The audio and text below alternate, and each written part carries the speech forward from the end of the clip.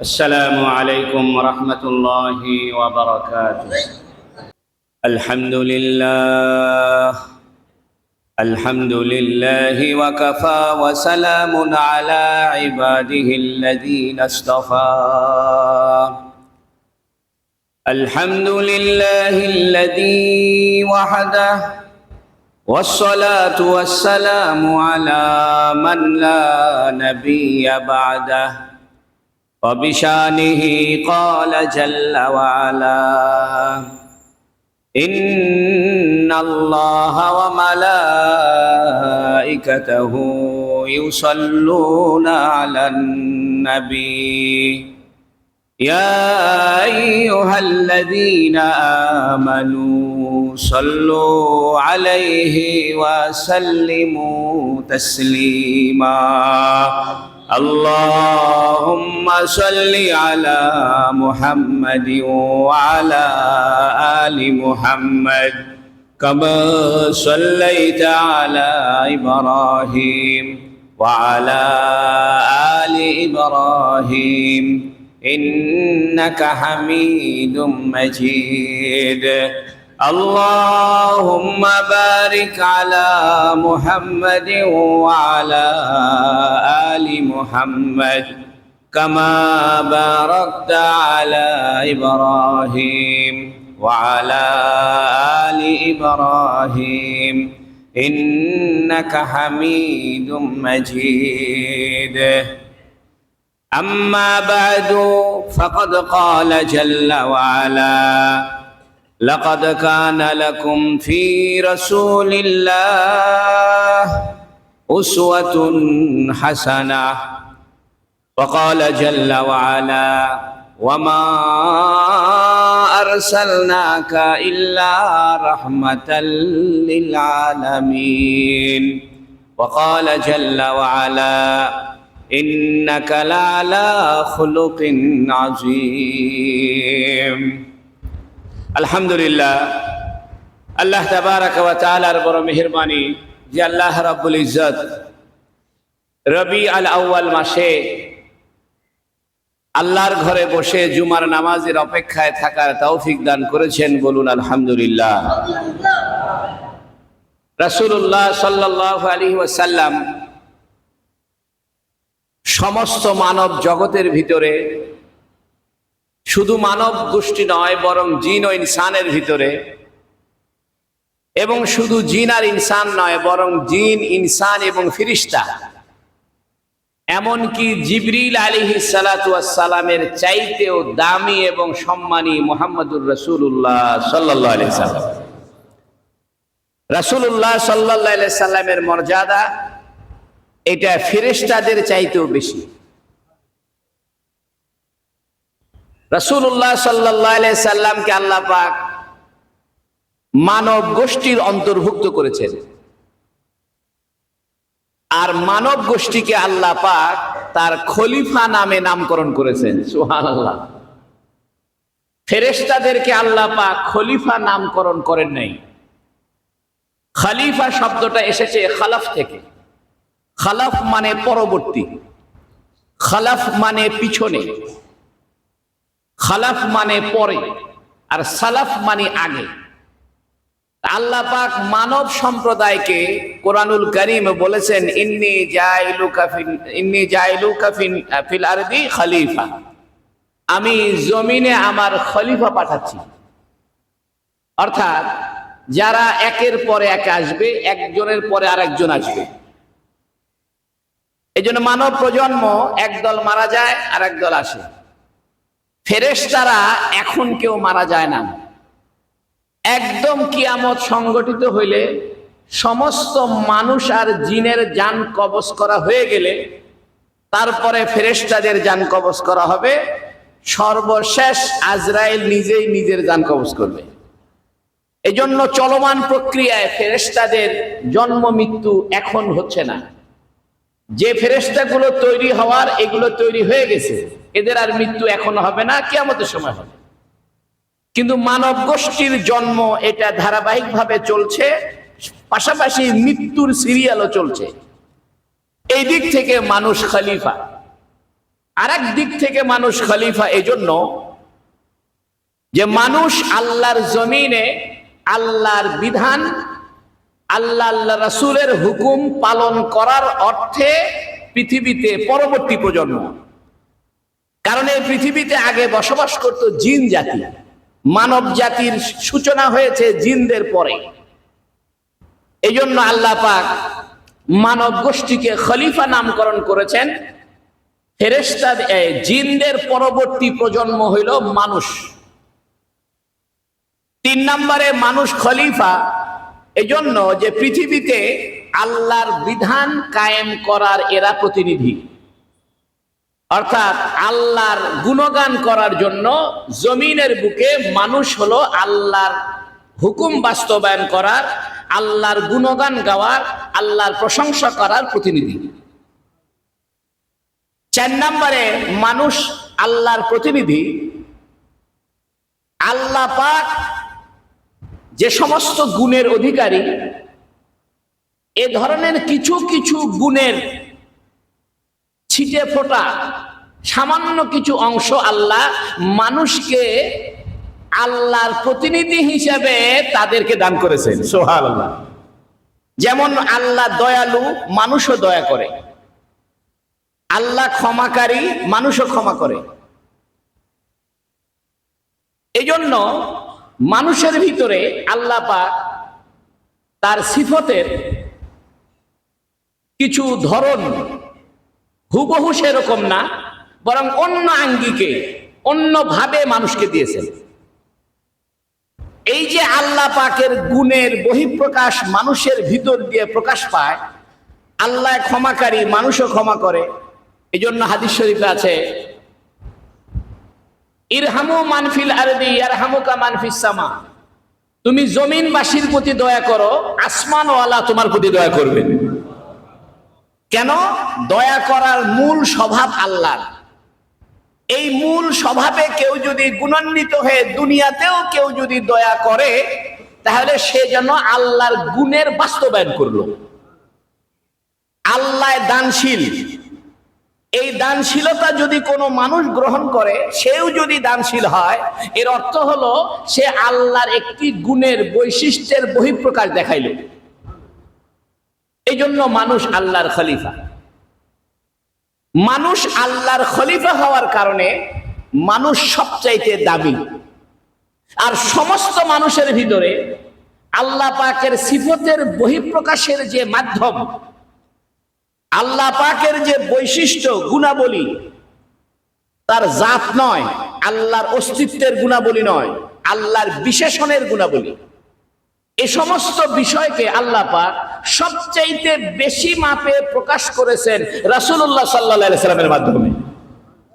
এই জন্য রাসূলুল্লাহ সাল্লাল্লাহু আলাইহি সাল্লাম হলেন সমস্ত মানব, দানব, জিন, ইনসান, ফেরেশতা যত সৃষ্টি রয়েছে সমস্ত সৃষ্টির ভিতরে মানুষ সবচেয়ে দামি, আর সমস্ত মানুষের ভিতরে মুহাম্মদুর রাসূলুল্লাহ সাল্লাল্লাহু আলাইহি সাল্লাম সবচেয়ে দামি। এই জন্য রাসূলুল্লাহ সাল্লাল্লাহু আলাইহি সাল্লামের জীবনের কোনো অংশ ফেলনা নয়। রাসূল সাল্লাল্লাহু আলাইহি সাল্লামের জীবনের প্রত্যেকটা অংশ আমাদের জন্য অনুকরণীয়, অনুসরণীয়। রাসূল সাল্লাল্লাহু আলাইহি সাল্লাম 40 বছর বয়সে নবী হয়েছেন। এর অর্থ হলো তিনি 40 বছরের আগে নবী ছিলেন না, তা নয়। তিনি তো নবী আগের থেকেই। যখন আদম আলাইহিস সালাম মাটি আর পানির ভিতরে অস্তিত্ব লাভ হয় নাই, এর আগের থেকেই আল্লাহ মুহাম্মদ সাল্লাল্লাহু আলাইহি সাল্লামকে নবী হিসাবে রূহের জগতে স্বীকৃতি দিয়ে রাখছেন। সুবহানাল্লাহ। তবে রাসূলুল্লাহ সাল্লাল্লাহু আলাইহি সাল্লামের জন্মের বছর থেকে নিয়ে 40 বছর পর্যন্ত এই সময়টা হলো নবুয়তের দলিল। আর রাসূল সাল্লাল্লাহু আলাইহি সাল্লামের 40 বছর থেকে নিয়ে 63 বছর পর্যন্ত এটা হলো শরীয়তের দলিল। অর্থাৎ হুজুর সাল্লাল্লাহু আলাইহি সাল্লামকে যেন মানুষ নবী হিসাবে স্বীকৃতি দিতে কোনো বেগ পেতে না হয়, কোনো বাধাগ্রস্ত হইতে না হয়, এই জন্য নবী আলাইহিস সালামের জন্মের থেকে নিয়ে এমন এমন ঘটনা ঘটিয়েছেন আল্লাহ, যাতে মানুষ বুঝে যে ইনি এক্সেপশনাল, ইনি ব্যতিক্রম। এই জন্য রাসূল সাল্লাল্লাহু আলাইহি সাল্লামের জন্মের সময় আমিনার কোনো পেটের ব্যথা হয় নাই। সুবহানাল্লাহ। রাসূল সাল্লাল্লাহু আলাইহি সাল্লাম মাতৃগর্ভে থাকতে আমিনা কষ্ট পান নাই, এবং রাসূল সাল্লাল্লাহু আলাইহি সাল্লাম ভূমিষ্ঠ হওয়ার পরে অন্য সমস্ত বাচ্চাদের শরীরে মায়ের পেটের নাপাকি অংশ, দুর্গন্ধযুক্ত পানি এগুলো লেগে থাকে, কিন্তু রাসূল সাল্লাল্লাহু আলাইহি সাল্লামের শরীরে কোনো ময়লা আবর্জনার কোনো অংশ ছিল না। রাসূল সাল্লাল্লাহু আলাইহি সাল্লাম জন্মগতভাবে খাতনা করা অবস্থায়, সুন্নত করা অবস্থায় দুনিয়াতে ভূমিষ্ঠ হয়েছে, এগুলো ব্যতিক্রম। এবং রাসূল সাল্লাল্লাহু আলাইহি সাল্লাম জন্ম হওয়ার 50 দিন আগে আব্রাহা বাদশা কাবা ঘর ভাঙার জন্য এসেছিল। আল্লাহ পাক কাবা ঘরকে তো সমুন্নত রেখেছেন, পাশাপাশি আব্রাহা বাদশা 60,000 বাহিনীকে ছোট ছোট পাখির পাথরের টুকরার আঘাতে তাদেরকে নিশ্চিহ্ন করেছেন। যখন আব্রাহা বাদশা এরকম নবীর জন্মের 50 দিন আগে নিশ্চিহ্ন হয়ে গেল, তখন গোটা পৃথিবীতে আস্তে আস্তে খবর ছড়িয়ে পড়তে লাগলো যে মক্কাতে হয়েছে কি, এত বড় হস্তি বাহিনী, এত বড় শক্তিশালী বাহিনী, আকাশ থেকে পাথর নিক্ষেপ করে তাদেরকে ধ্বংস করা হইলো। আরে ঘটনাটা কি? এই ঘটনা গোটা পৃথিবীতে, তখন তো আর মোবাইল ছিল না, স্যাটেলাইট ছিল না। একটা গবেষণায় দেখা গিয়েছে যে মক্কা থেকে কোনো খবর তৎকালীন সময়ের বড় বড় রাজা বাদশাদের দরবারে পৌঁছাইতে 50 দিনের বেশি সময় লাগে না। সুবহানাল্লাহ বলেন। এই জন্য রাসূল সাল্লাল্লাহু আলাইহি সাল্লামের জন্মের 50 দিন আগে আল্লাহ পাক হস্তি বাহিনীর ঘটনা ঘটিয়েছেন, এবং এই ঘটনা ঘটার পরে তৎকালীন পৃথিবীর বড় বড় পরাশক্তি পারস্য এবং রোম এবং যত রাজা বাদশা ছিল গোটা পৃথিবীতে, তাদের সবার কাছে এই খবর পৌঁছেছে যে মক্কাতে একটা আশ্চর্য ঘটনা ঘটেছে। সে ঘটনা হলো কাবা ঘর অক্ষত, আব্রাহা বাহিনী ধ্বংস। সুবহানাল্লাহ।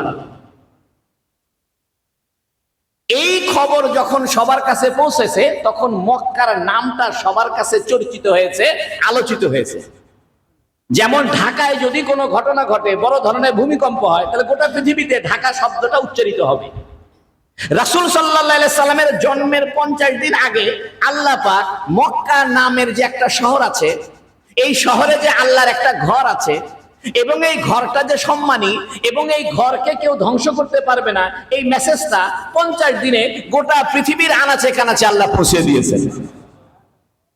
যখন গোটা পৃথিবীতে মক্কার আলোচনা হতে লাগলো, মক্কার পর্যালোচনা হতে লাগলো, কাবা ঘরের ইজ্জতের পর্যালোচনা হতে লাগলো, ঠিক 50 দিনের মাথায় আল্লাহ পাক মুহাম্মদুর রাসূলুল্লাহ সাল্লাল্লাহু আলাইহি সাল্লামকে দুনিয়াতে আগমন করায় দিলেন।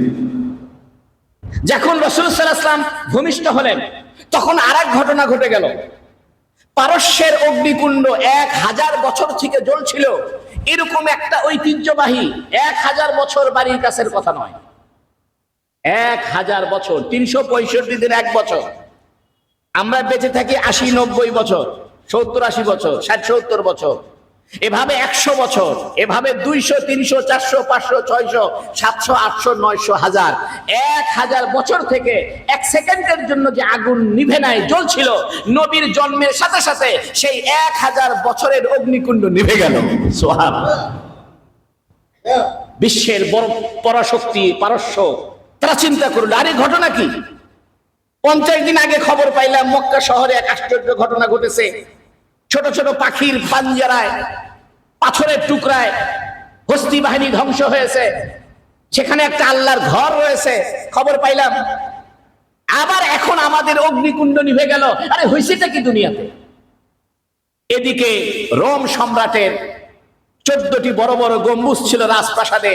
রাসূল সাল্লাল্লাহু আলাইহি সাল্লাম যে সময় ভূমিষ্ঠ হন, এই রোমের এই 14টি গম্বুজ একা একা ভেঙে পড়ে গেছে।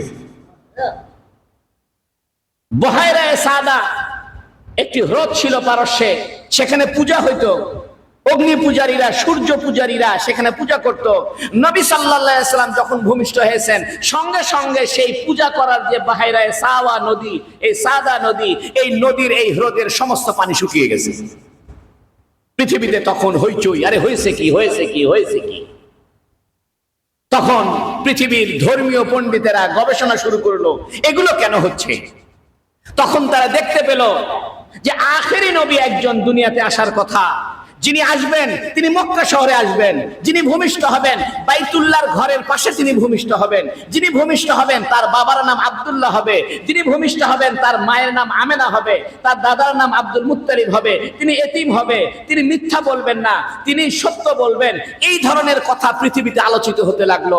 তখন আস্তে আস্তে পৃথিবীর বড় বড় রাজা বাদশাদের প্রতিনিধি মক্কায় আসতে শুরু করলো, আর আস্তে আস্তে জানতে পারলো যে হ্যাঁ, মক্কাতে একটা শিশু ভূমিষ্ঠ হয়েছে, যে কথা তৌরাতে লেখা হয়েছে, ইনজিলে লেখা হয়েছে, জাবুরে লেখা হয়েছে, পৃথিবীর পূর্ববর্তী সমস্ত ধর্মের কিতাবে লেখা হয়েছে যে একজন মহানবী আসবে, তার নাম হবে মুহাম্মদ, তার পিতার নাম হবে আব্দুল্লাহ, মাতার নাম হবে আমেনা।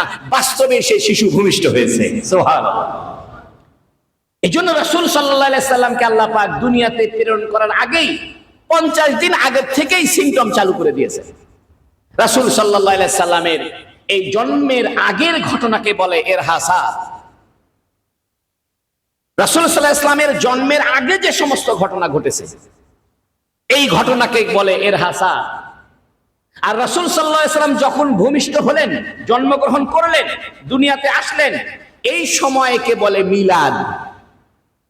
আর রাসূল সাল্লাল্লাহু আলাইহি সাল্লামের পরিপূর্ণ জীবন, মৃত্যু পর্যন্ত বিশেষ এক জীবন, এই জীবনকে বলে সিরাত। এখন আমাদের সমাজে একদল মিলাদের পাগল আর একদল মিলাদ বিরোধী। আসলে হয়েছে কি, মিলাদের যে আসল অর্থ, আসল কর্মকাণ্ড, এই কর্মকাণ্ড থেকে আমরা দূরে চলে গিয়েছি। মিলাদের যে আসল তাৎপর্য, এটা ইসলাম স্বীকার করে, শুধু স্বীকার করে না, বরং মিলাদুন নবী সাল্লাল্লাহু আলাইহি সাল্লাম অর্থাৎ রাসূল সাল্লাল্লাহু আলাইহি সাল্লামের জন্মকালীন ঘটনা, এটা শুধু একজন ইমানদার হিসাবে নয়, বরং একজন পৃথিবীর মানুষ হিসাবে, খলিফা হিসাবে রাসূলের জন্ম বৃত্তান্ত জানাটা ইমানের অংশ।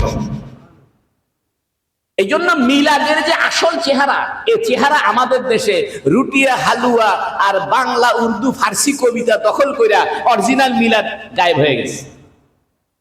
আমরা ছোটবেলায় 12 রবিউল আউয়ালে মিলাদ করেছি। হুজুরে একবারে থেকে আরেকবারে দৌড়াইতো, আমরা হুজুরের পিছনে পিছনে দৌড়াইতাম। হুজুরের খাদেমের কাছে একটা ব্যাগ থাকতো, ব্যাগের ভিতরে রুটিয়ারা হালুয়া ভর্তি হইতো। ঠিক কিনা বলেন? বলেন না? আপনারা কি অস্বীকার করতে পারবেন? যারা বয়স্ক আছেন দেখেছেন না? আমিও তো দেখছি। হুজুরের পিছনে পিছনে দৌড়াইতাম, এই বাড়িতে 5 মিনিট, ওই বাড়িতে 5 মিনিট, ওই বাড়িতে 5 মিনিট।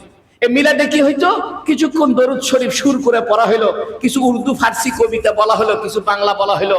না রসুলের জীবন বৃত্তান্ত আলোচনা হলো, না রসুলের জন্মের কথা আলোচনা হলো, না রসুলের জন্মের পূর্বের আলোচনা হলো, না রসুলের জন্মের তাৎপর্য কি, রসুলের আগমনের উদ্দেশ্য কি, এটা আলোচনা হইলো। আর নাম হইলো মিলাদ। আসল মিলাদ, অরিজিনাল মিলাদ, এটা রসুলের জীবনের অংশ, ইমানের অংশ, রসুলের মুহাব্বতের অংশ। আমরা সে মিলাদকে বিকৃত করে ফেলেছি। যেমন আমরা ইসলামকে বিকৃত করে ফেলছি, আমরা এখন মডার্ন ইসলাম করছি। দাড়ি ছাড়া ইসলাম, টাই পরা ইসলাম, ছেলে মেয়ে একসাথে বসে ইসলামের বক্তব্য দেওয়ার চর্চা, এটা আমরা নতুন ইসলাম করছি। ইন্দোনেশিয়াতে এক মসজিদের দোতলায় সিরাত প্রোগ্রাম হবে। সে সিরাত প্রোগ্রামে ছেলে আর মহিলা সব একসাথে বৈশা, একসাথে কোনো পর্দা নাই, সিরাতের আলোচনা করতেছে। এই জন্য বন্ধুরা আমার, মিলাদ এটা হলো রাসূলের জন্মের আলোচনা, ইরহাসাত রাসূলের জন্মের পূর্বের আলোচনা, আর সিরাত রাসূলের জন্মের উদ্দেশ্য, তাৎপর্য এবং মৃত্যু পর্যন্ত আলোচনা। সিরাত শব্দটা কোরআনে ব্যবহার হয়েছে। সিরাত শব্দের অর্থ হলো অবস্থা, হালত। মুসা আলাইহিস সালাতু ওয়াস সালামের হাতে একটা লাঠি ছিল, এই লাঠি ফেলে দিলে সাপ হয়ে যেত, আবার সাপের গায়ে হাত দিলে কি হয়ে যেত, লাঠি হয়ে যেত। আল্লাহ পাক মুসা আলাইহিস সালাম যখন ফেরাউনের দরবারে যাওয়ার পরে আল্লাহ বললেন ফালকি আসা, তুমি তোমার লাঠি ফেলে দাও। মুসা আলাইহিস সালাম যখন লাঠি ফেলে দিয়েছে, লাঠিটা সাপ হয়ে গেছে। তো মুসা আলাইহিস সালাম নিজেও জানতো না যে সাপ হবে, ভয় পেয়ে গেছে। আল্লাহ নিজে বলছে লা তাখাফ, ভয় করো না মুসা। এর দ্বারা বোঝা যায় নবীরা নিজেও বুঝতে পারে না কখন কোন মুজিজা ঘটতে যাচ্ছে। সুবহানাল্লাহ বলেন। নবীরা আগে ভাগে টের পায় না যে এই মুজিজা হবে। মুসা আলাইহিস সালাম যদি জানতেন যে এটা সাপ হয়ে যাবে, তাহলে উনি তো ভয় পাওয়ার কিছু ছিল না, উনি জানতো এটা ফেলে দিলে সাপ হবে। তা আল্লাহ বলতেছে এটা ফেলে দাও। যেই না ফেলে দিছে সাপ হয়ে গেছে। মুসা আলাইহিস সালাম ভয় পাইছে। আল্লাহ বলতেছে লা তাখাফ, ভয় করিও না। আল্লাহ আল্লাহর কর্তৃত্ব দেখায় যে হে মুসা, হে মোহাম্মদ, হে ইব্রাহিম, তোমরা আমার বান্দা, আমি দিলে পরে হবে, না দিলে হবে না। এই জন্য নবীদের আসল পরিচয় আব্দু, বান্দা। সুবহানাল্লাযী আসরা বিআবদিহি, ওই পবিত্র সত্তা যিনি তার বান্দাকে বাইতুল্লাহ শরীফ থেকে বাইতুল মুকাদ্দাসে রাত্রিকালীন ভ্রমণ করিয়েছেন। এখানে আল্লাহ বলতে পারতেন যিনি তার রসুলকে ভ্রমণ করিয়েছেন, আল্লাহ রসুল বলে নাই, আল্লাহ বলতে তার বান্দাকে ভ্রমণ করিয়েছেন। এর অর্থ হলো আল্লাহর কাছে রসুলের পরিচয় বড় না, বান্দার পরিচয় বড়। এই জন্য আমরা কলেমার মধ্যে পড়ি আশহাদু আল্লা ইলাহা ইল্লাল্লাহ ওয়া আশহাদু আন্না মুহাম্মাদান আবদুহু ওয়া রাসূলুহু। নবী বলতেন আমার নামের সঙ্গে রাসূল যেমন তোমরা লাগাও, আমার নামের সাথে বান্দাটাও লাগাইও। এই জন্য রাসূলুহু আবদুহু ওয়া রাসূলুহু, আমি আল্লাহর বান্দা, তারপরে আল্লাহর রাসূল। ওয়া আশহাদু আন্না মুহাম্মাদান আবদুহু ওয়া রাসূলুহু, আব্দুহু আগে, রাসূলুহু পরে। এটা নবীর ইচ্ছা ছিল। নবী বলতেন যে আমি আল্লাহর বান্দা পরিচয় দিতে আমার ভালো লাগে, এই জন্য আব্দুহু শব্দটা আগে, রাসূলুহু শব্দটা পরে। যাই হোক, আমি বলছিলাম আজকে সমাজে, ইউটিউবে, তারপরে সোশ্যাল মিডিয়াতে এক ধরনের হুজুর মিলাদ বলতে অস্থির এবং মিলাদের নামে কিছু উর্দু কবিতা, ফার্সি কবিতা নিয়ে ব্যস্ত এবং গান গাওয়া নিয়ে, গজল গাওয়া নিয়ে ব্যস্ত। আর এক ধরনের হুজুর তারা বলতেছে মিলাদের একদম কিছু নাই, আসল ঘটনা তা নয়। মিলাদ এটা জরুরি জিনিস, রসুলের জীবনের আলোচনা, এটার নাম মিলাদ। এখন আমরা মিলাদকে নষ্ট করে দিয়ে এটাকে একটা অনুষ্ঠানে বানায় ফেলছি। এটা একটা হালুয়া রুটির ব্যবস্থা করছি, এটা একটা হুজুরদের কামাইয়ের ব্যবস্থা হয়েছে আর কি, যে মিলাদ পড়ালে কিছু পয়সা করে পাওয়া যাবে। হ্যাঁ, দরুদ পড়বেন। আচ্ছা, আমরা নামাজের ভিতরে যে দরুদ পড়ি, এটা কি সুর দিয়ে পড়ি না প্লেন পড়ি? প্লেন, আল্লাহুম্মা সাল্লি আলা মুহাম্মাদ ওয়া আলা আলি মুহাম্মাদ। জানাজার নামাজে যে দরুদ শরীফ পড়ি, এটা সুর দিয়ে পড়ি না প্লেন পড়ি? তো নামাজের বাইরেও আপনি দরুদ শরীফ পড়বেন, প্লেন পড়বেন, এটাকে আবার সুর দিবেন কেন? আল্লাহুম্মা সাল্লি আলা, এই যে সুর দিচ্ছেন, এটা দরুদের সাথে তো কোনো সুরের সম্পর্ক নাই। সুর যদি দিতে চান কোরআন শরীফে দিতে হবে। এই জন্য মনে রাখবেন, ছড়া আবৃত্তি করার একটা ভিন্ন পদ্ধতি, কবিতা আবৃত্তি করার ভিন্ন পদ্ধতি, গান গাওয়ার ভিন্ন পদ্ধতি। এই জন্য দরুদ শরীফ, এটা ওলামায়ে কেরাম বলছেন, এটা যেহেতু নামাজে যেভাবে পড়া হয়, সুর দেওয়া ছাড়া, উঁচু নিচু করা ছাড়া, ঢেউ ছাড়া, সুরের মূর্ছনা ছাড়া, তোমরা দরুদ শরীফ আপন জায়গায় ওইভাবে পড়ো। আর রসুলের নামে যদি গজল গান, সেটা আপনি সুর দিয়ে পড়েন, এতে অসুবিধা নাই। কিন্তু আপনি দরুদ শরীফকে কেন সুর দিয়া দরুদ শরীফের আসল অবস্থাকে বিনষ্ট করবেন, বিকৃত করবেন? এই জন্য কোরআন শরীফ আর হাদিস, এটা পড়ার পদ্ধতি ভিন্ন। কেউ যদি হাদিস কোরআন শরীফের সুরে পড়ে, জায়েজ হবে না। কেউ যদি কোনো বাংলা কথা কোরআন শরীফের সুরে পড়ে, কোন কবিতা কোরআন শরীফের ডিজাইনের সুরে পড়ে, এটা নাজায়েজ হবে। এই জন্য কোরআন শরীফের সুর এটা আলাদা। এই জন্য মিলাদ আর সিরাত নিয়ে আসলে কোনো দ্বন্দ্ব নাই। সিরাত হলো রসুলের জীবনের অবস্থাকে বলে সিরাত। মুসা আলাইহিস সালাম যখন সাপে হাত দিলেন, সাপটা কি হয়ে গেল? লাঠি হয়ে গেল। আল্লাহ বললেন সানুঈদুহা সিরাতাহাল উলা, হে নবী মুসা ভয় করিও না, আমি তোমার সাপকে আসল অবস্থায় ফিরাই দিব। এই আসল অবস্থাকে কোরআন শরীফে বলা হয়েছে সিরাত। রাসূল সাল্লাল্লাহু আলাইহি সাল্লামের জীবনকে সিরাত এই জন্য বলে যে রাসূলের জীবনটাই হলো আসল জীবন। যে ব্যক্তি তার দৈনন্দিন জীবনকে রাসূলের জীবনের জায়গায় ফিরে নিতে পারবে, সেই তার আসল জীবন পাবে। আর যে ব্যক্তি দৈনন্দিন জীবনে রাসূলের জীবনের সঙ্গে নিজের জীবন মিলাইতে পারবে না, সে আসল জীবন পাবে না। যাই হোক, আমি সংক্ষেপে আপনাদেরকে বলতে চাই, মিলাদ এটা আক্ষরিক অর্থে ঈমানের অংশ, রাসূলের মহব্বতের অংশ। কিন্তু বর্তমানে মিলাদের অবস্থা আমরা এমন জায়গায় নিয়ে গিয়েছি, এটা কিছু কবিতা, তাও ফার্সি উর্দু কবিতা, বাংলা কবিতা, এবং সুর করে কিছু গাওয়ার ব্যবস্থাকে নাম দিয়েছে মিলাদ। এটা সঠিক পদ্ধতি নয়। বরং মিলাদ হইল রাসূলের জীবন আলোচনা করা, জন্ম বৃত্তান্ত আলোচনা করা এবং জন্মের উদ্দেশ্য আলোচনা করা, এটা হলো মিলাদ। এটা প্রশংসনীয়। এই জন্য নামাজের ভিতরে আমরা দরুদ শরীফ বসে পড়ি না দাঁড়ায় পড়ি? বসে পড়ি। তো নামাজের বাইরে দরুদ শরীফ বসে পড়লে সমস্যা কি? নামাজের ভিতরে আমরা আত্তাহিয়াতু পড়তেছি, আত্তাহিয়াতুর ভিতরে নবীকে সালাম দিচ্ছি, আত্তাহিয়াতু লিল্লাহি ওয়াস সালাওয়াতু ওয়াত তাইয়্যিবাত, আসসালামু আলাইকা আইয়ুহান নবী, নবীকে সালাম দিচ্ছি না? আসসালামু আলাইকা আইয়ুহান নবী, হে নবী আপনার উপরে সালাম, ওয়া রাহমাতুল্লাহি ওয়া বারাকাতুহু, রহমত এবং বরকত। এটা বসে দিচ্ছি না দাঁড়ায় দিচ্ছি? তারপরে নামাজের ভিতরে নবীকে সালাম দিতে গেলে আবার দাঁড়ায় যেতে হবে কেন? কিয়াম কেন করতে হবে? তারপরেও আপনি কিয়াম যদি করতেনও কথার কথা, কিন্তু বর্তমানে আর করা যাবে না। কেন? একটা ভ্রান্ত মতবাদ চালু হয়েছে যে যেখানে দরুদ পড়া হয় সেখানে রসুল হাজির হয়ে যায়। নাউজুবিল্লাহ বলেন। যেখানে দরুদ পড়া হয় রসুল সেখানে কি হয়ে যায়? হাজির হয়ে যায়। এবং রসুল আমাদের অবস্থা দেখতে পায়। এটা বেদাতি আকীদা, এটা ভ্রান্ত আকীদা। এখন কিছু মানুষ মনে করে আমরা যেহেতু দরুদের মজলিস বসিয়েছি, অতএব রসুল এখানে হাজির হয়ে গেছে, অতএব আমাদের আর বসে থাকা যাবে না, দাঁড়ায় যেতে হবে। আমার প্রশ্ন হলো, নামাজের বাইরে যদি দরুদ শরীফ পড়লে রসুল হাজির হয়ে যায়, নামাজের ভিতরে দরুদ শরীফ পড়লে রসুল হাজির হবে না হবে না? তাহলে আমরা দাঁড়ায় যাই না কেন? বুঝা গেল এই কথাটা ভুল কথা। যারা বলে যে দরুদ শরীফ পড়লে রসুল কি হয়ে যায়? হাজির হয়ে যায়, এই জন্য আমরা আর বসে থাকতে পারি না, সাথে সাথে কি করি? দাঁড়ায় যায় এবং কিয়াম করি। এই তো তাদের বক্তব্য। তা আমার বক্তব্য হলো, নামাজের ভিতরে যে দরুদ শরীফ পড়তেছি তখন রসুল হাজির হবে না?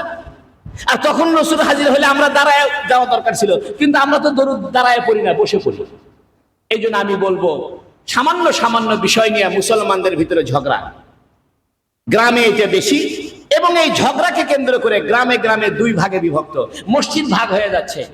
এবং একদল ভণ্ড বের হয়েছে, আল্লাহ মাফ করুক, তারা 12 রবিউল আউয়ালে জশ্নে জুলুস নামে বিশাল ট্রাক মিছিল, মাইক্রো মিছিল এগুলো করবে। এগুলো একটা অযথা কাজ, এগুলো একটা বেদাতি কাজ, এগুলোর সাথে ইসলামের কোনো সম্পর্ক নেই। বিশাল এক শোডাউন দিচ্ছে, পীর সাহেব হুজুর খোলা মাইক্রোর ছাদ খুলে টাটা দিচ্ছে। তুমি কি নেতা নাকি? ফুলের মালা গলায় দিয়ে কেক কাটা হচ্ছে। পাকিস্তানে দেখলাম কেক কাটা হচ্ছে, কেক কাটার প্রস্তুতি নিচ্ছে। পীর সাহেব কেক কাটবে রসুলের জন্মদিনে। কত বড় বাটপার হইলে পরে রসুলের জন্মদিনে কেক কাটতে পারে, ঠিক কিনা? আজকে কেক কাটতেছে, 2 দিন পরে রসুলের ছবি বানায়া সেখানে কেক কাটবে। এই জন্য ওলামায়ে কেরাম বারবার সতর্ক করেছে যে মিলাদ, রসুলের জন্ম বৃত্তান্ত, এটা প্রয়োজনীয়, এটা প্রশংসনীয়, কিন্তু মিলাদের নামে আপনি যে নতুন কালচার শুরু করেছেন, এবং 12 রবিউল আউয়াল নাম দিয়া আপনি যে ট্রাক মিছিল, মাইক্রো মিছিল, 12 রবিউল আউয়াল নাম দিয়া যে আলোকসজ্জা করা, 12 রবিউল নাম দিয়া যে হালুয়া রুটির ব্যবস্থা করা, এটা বেদাত। বরং নবী আলাইহিস সালাম সোমবারে রোজা রাখতেন। নবীকে জিজ্ঞেস করা হয়েছে, ইয়া রাসূলুল্লাহ আপনি সোমবারে রোজা রাখেন কেন? নবী বলতেছে, সোমবারে আমার জন্মের দিন, এই জন্য আমি রোজা রাখাকে পছন্দ করি। সুবহানাল্লাহ বলেন। রসুল তার জন্মের দিনে রোজা রাখে জন্মের শুকরিয়া আদায় করে, আর আমরা 12 রবিউল আউয়ালে মিষ্টি খায়, হালুয়া খায়, শুকরিয়া আদায় করি। মিল খাইলো? এই জন্য বন্ধুরা আমার, মনে যা চায় তা করবেন না। বাপ দাদারা যা করে গেছে এটাকে ধর্ম মনে করবেন না। কোরআন হাদিস পড়া এটা বুঝে আল্লাহ আমাদেরকে দিন পালন করার তৌফিক দান করুন, বলুন আমিন। এই জন্য গ্রামগঞ্জে গতকাল গিয়েছিলাম 7 গ্রাম, এশার নামাজের পরে সিরাতের আলোচনা করতে গিয়া আয়োজক আমাদেরকে বলল, হুজুর এখানে মিলাদ কিয়াম পার্টি খুব মজবুত, আপনি কিয়াম না করলে তো আপনাকে হুজুরি মনে করবে না। আমি 1-1.5 ঘন্টা বয়ান করলাম রসুলের জীবনের উপরে। আলহামদুলিল্লাহ, মানুষ বুঝতে সক্ষম হইল যে আসলে মিলাদ কাকে বলে। বন্ধুরা আমার, এজন্য ইসলামের নামে নতুন কিছু সৃষ্টি করা হইলে এটা ইসলাম আগের জায়গায় থাকবে না। আপনি আজকে কিয়াম করতেছেন, 3 দিন পরে কেক কাটবেন, যেটা পাকিস্তানে শুরু হয়েছে, বাংলাদেশেও শুরু হয়েছে। তারপরে 12 রবিউল আউয়াল আপনি ট্রাক মিছিল, মাইক্রো মিছিল, ভটভটি মিছিল এগুলো করতেছেন। 3 দিন পরে আপনি জশ্নে জুলুসে করবেন। 4 দিন পরে মদিনা শরীফের গম্বুজ বানায় সেই গম্বুজ নিয়ে আবার মিছিল করবেন। এটা হবে রথ যাত্রার মতো পূজা, ঠিক কিনা জোরে কর। এই জন্য বন্ধুরা আমার, ধর্মকে ধর্মের জায়গায় রাখেন, ইসলামকে ইসলামের জায়গায় রাখেন, বাড়াবাড়ি করিয়েন না। যদি বাড়াবাড়ি করেন ধর্মটা আসল জায়গায় থাকবে না, ধর্মটা একটা নতুন কালচারে পরিণত হবে। আল্লাহ রাব্বুল আলামিন আমাদের সবাইকে সিরাত এবং মিলাদ বুঝে আমল করার তৌফিক দান করুন, বলুন আমিন। ওয়া আখিরু দাওয়ানা আলহামদুলিল্লাহি রাব্বিল আলামিন। যারা সুন্নাত করেন